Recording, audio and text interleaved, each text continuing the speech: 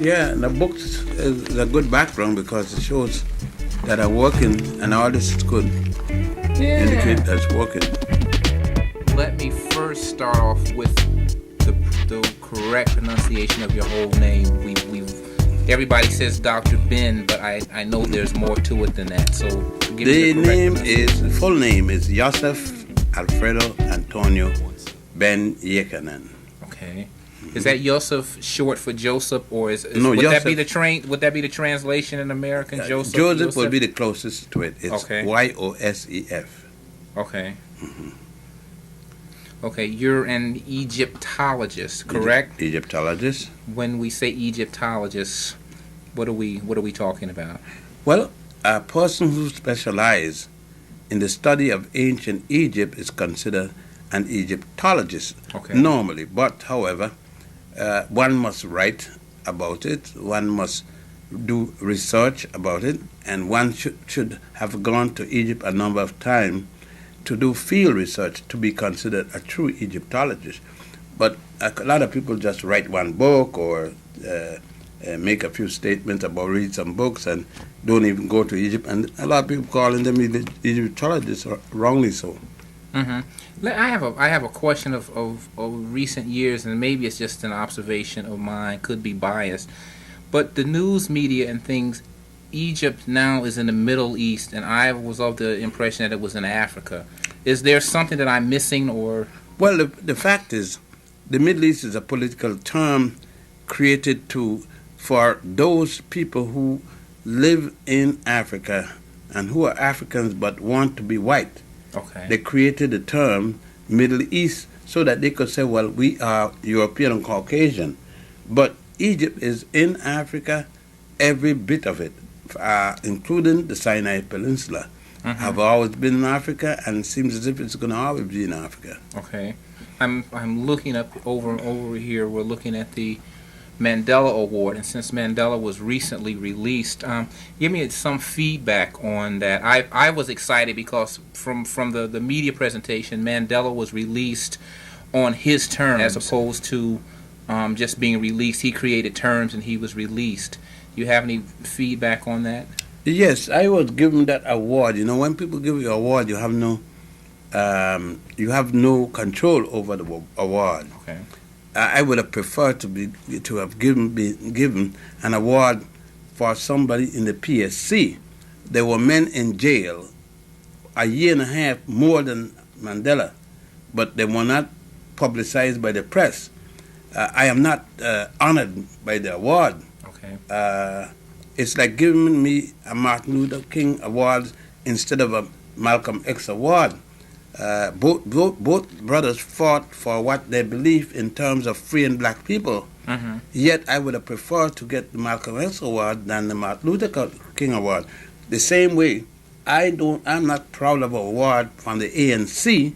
I would have preferred to have one from the PAC, because it's the PSC that fighting the African position. The PSC would not negotiate with Henrik Clarke or none of them. Mandela, and they had. Mandela is an integrationist. I'm not an integrationist. Okay. That's the difference between them. Yes. Okay. I believe that the European should leave Africa or be pushed out of Africa. I don't believe that he should come there, kill at random, kill more people than Hitler killed Jews, that all those Europeans should be able to come and exterminate the Africa to 250 million, and know what we says, give them piece of the land, guarantee them this, guarantee them that. No guarantee for me, it's my land. No, I believe that he should leave the way he come, by the gun.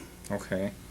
So Mandela's freedom wasn't really Mandela's freedom, or let's say, will we look at Mandela in the same light that we will look at Martin Luther King as far as their theory? They will. As far as that philosophy they have the same philosophy, which is mine. Okay. I will look at Malcolm X in my preference, or Marcus Garvey, than I would King or Du Bois. Okay, Malcolm X. My only understanding of him is that he was assassinated because the way the autobiography was, as much as he was assassinated because he began to see from a different perspective when he went over to Mecca. but I was his advisor. Okay. And I was the one that suggested right there in 22 West that he go to Mecca, and it's a lie. Anybody that said Malcolm was changing, Malcolm said a fact. He went to Mecca and he saw blue-eyed Muslim as well as other Muslim. That's all he said. Mm-hmm. The analysis and the, he didn't write the autobiography of Malcolm X. Right. It was Alex Haley Right. and a white man. Both of them combined. Malcolm have never seen the proof of those things. So they make Malcolm what they want him to be. But Malcolm X never changed. They can't tell me one speech in which Malcolm said that he changed. Okay. Not one. Well, why do you think he was assassinated?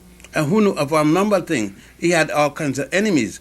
He had enemies in his former alliance with Elijah Muhammad, and especially with Farrakhan and all them. He had enemies in France and England that barred him. And people forget that he was poisoned in Egypt and was 6 months sick in Egypt. People conveniently forget that.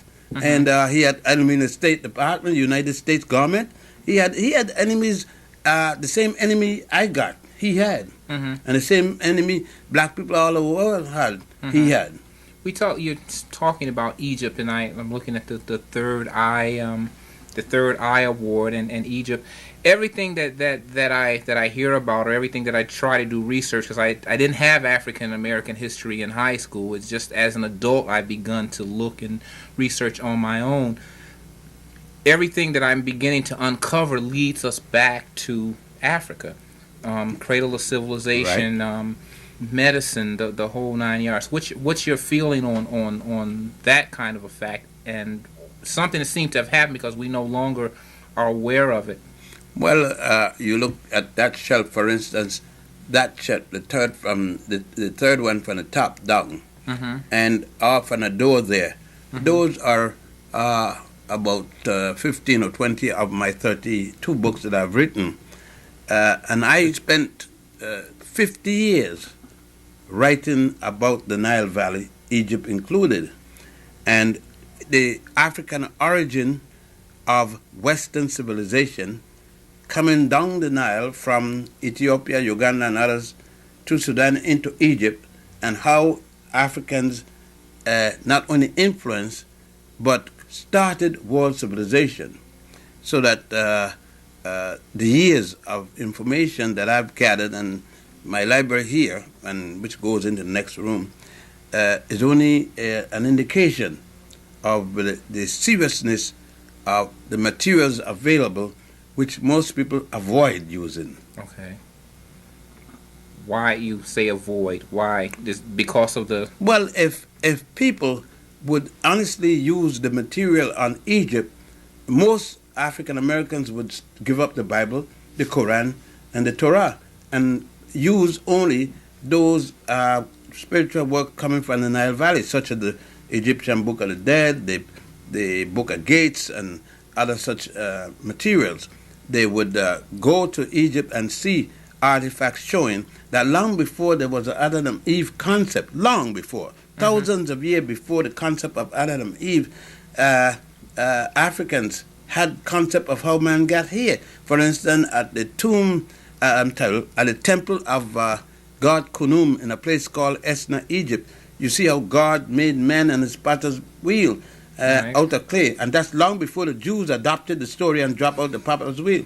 Okay. You would see the story of Isis becoming pregnant by Immaculate Conception at the temple of Setaiwan in Abydos. And that's 4,100 years before Mary did the same thing. So if people become serious here, ministers are going to have a tough time having a job.